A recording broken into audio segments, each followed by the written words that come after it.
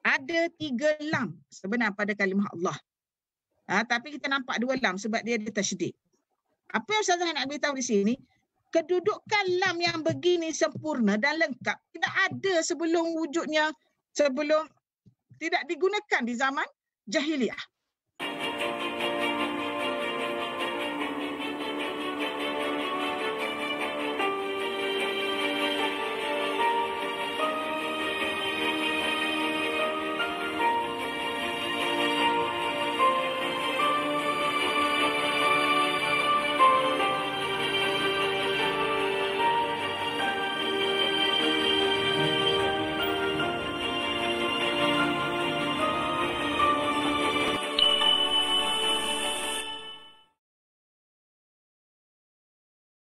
Muka surat 210, ya.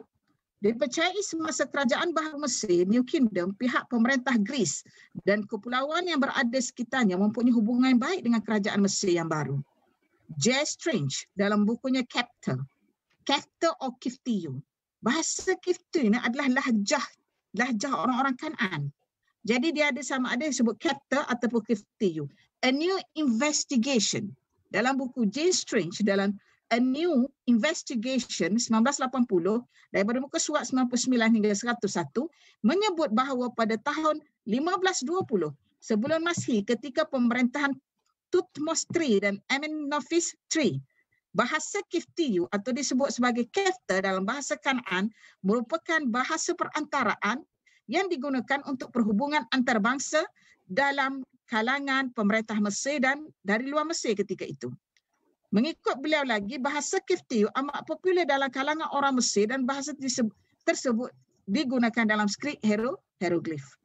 Kenyataan tersebut menjelaskan bahawa orang Kanaan mempunyai kebolehan ilmu yang tinggi sehingga kerajaan Mesir di bawah pentadbiran Thutmose III dan Amenopis III menggunakan bahasa Kiftiyu yang menjadi milik bangsa Kanaan. Oleh itu amat mudah untuk difahami bahawa bahasa pertuturan masyhur pada ketika itu ialah bahasa Kanaan.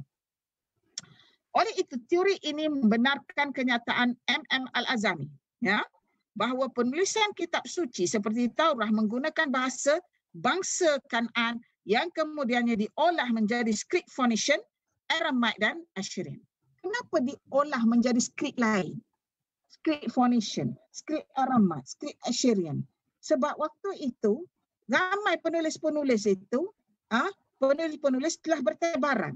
Mereka pergi ke Palestin, kan? Nabi Musa dah meninggal dekat Tih itu, ya. Maka perlahan-lahan skrip ini bertukar kepada tulisan 4 segi, square script. Tulisan Hebrew sekarang is a square script. Bertukar kepada tulisan 4 segi perlahan-lahan. Kenapa bertukar? Sebab juru tulis tu yang mentadbirkan, kata express dia punya info tu inside his mind tu, mesti dalam bahasa dia. Benda ni berlaku pada kalimah Allah. Orang duk tanya, kenapa kalimah Allah tu, kenapa kalimah Allah pula tak boleh orang guna, kan? Kalau dari sudut maksud, semua orang boleh guna Allah. Tetapi kita tidak melihat maksud. Kita melihat dari sudut bahasa itu sendiri. Alif lam lam ha, perkataan yang komplit itu. Alif lamul ta'rif. Alif lamul li ajlih. Alif lamul li ajlih. Yang keempat, yang ketiga, alif lamul asal. Lamul asal itu ada 3 lam sebenar pada kalimah Allah. Tapi kita nampak 2 lam sebab dia ada tasydid. Apa yang Ustazah nak beritahu di sini, kedudukan lam yang begini sempurna dan lengkap tidak ada sebelum wujudnya, sebelum tidak digunakan di zaman jahiliyah. Kalau ada setengah orang kata, dia kata, kenapa pula tak ada alif lam tu dalam batu bersurat Imri Al-Qis, dekat Maqbarah Ibn Imri Al-Qis, ada guna macam malikun, alif lam lam. Dia kata macam alif lam lam ha tu.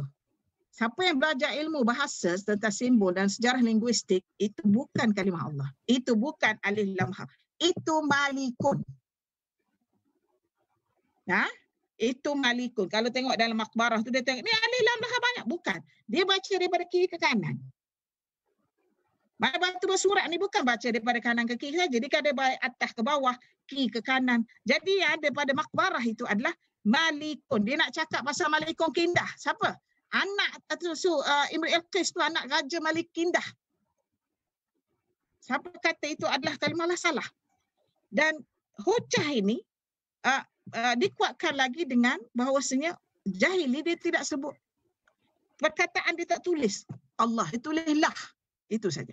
Jadi apa yang saya nak kata, kenapa pula kita baca cerita-cerita syair-syair yang zaman dulu apa semua kata tu Allah tu Hasan bin Sabit tulis Allah tu, katakan penyair yang Jahili pun tulis Allah tu. Tulisan itu ditulis balik, disaling balik oleh penyalin atau penulis atau penterjemah yang hidup sesudah Quran itu diturunkan. Penulis itu, penterjemah itu tidak boleh nak tulis seperti yang ada dalam tulisan asal. Kalau dia tulis dalam tulisan asal, buat apa dia jadi penterjemah? Satu. Kalau dia tulis dalam tulisan asal, orang tak faham. Itu tujuan dia daurul terjemah tu. Peranan dia sebagai penterjemah untuk menterjemahkan semula. Sebab tu macam orang tanya, Abdullah bin Ubay tu ada sebelum Rasulullah, apa tak ada pula kalimah Allahnya? Abdullah tu perkataan alif lam lam ha yang ditulis tu ditulis oleh orang yang hidup sesudah turun Quran. Mungkin dia sebut Abdullah, tetapi dia punya simbol penulisan tu bukan lam lam ha, lam alif je, lam alif ha je, Abdullah. Itu. Maknanya selepas turun Quran barulah terjemahan itu lengkap, penulisan kalimah alif lam lam ha itu lengkap. Mana Quran itu sebut begitu. Ya, begitu je orang kata, kenapa pula tu ada tu Ibnullah, mana Isa itu dalam Quran tu ada. Jawapannya mudah je. Dalam Quran dia tak boleh nak kata Ibnu Il. Sebab dia mesti mudhafu ilaih, mesti nakirah makrifah. Benda ni tak boleh kalau ikut dari sudut Arab Fushah, dari sudut kaedah nahwu. Dia kena mudhafu ilaih itu mesti nakirah makrifah. Boleh nak jadi nakirah apabila mudhaf itu daripada mustaqat.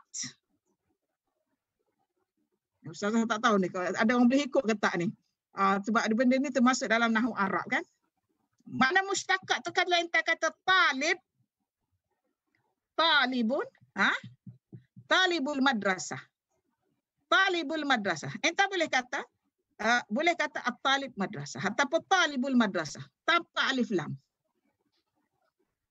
Boleh sebab dia menggunakan mustaqat. Ini dalam syarah Ibn Aqil, boleh cek balik.